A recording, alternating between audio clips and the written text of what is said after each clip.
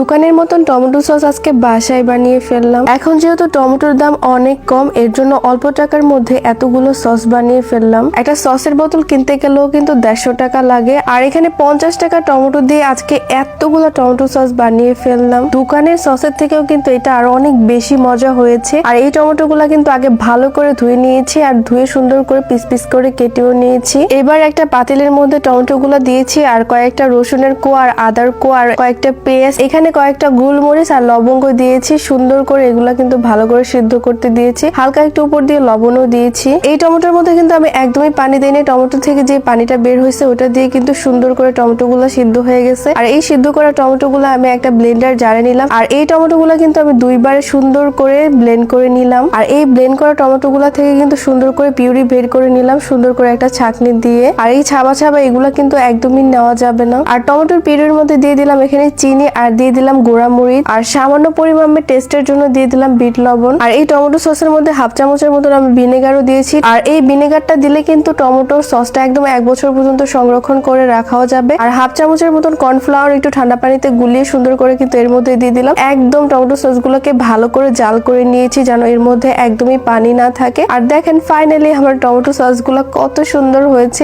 দেখেই মনে হচ্ছে না কত বেশি মজা। এই টমেটো সস ছাড়া কিন্তু কোনো নাস্তা বা খাবারই চলে না।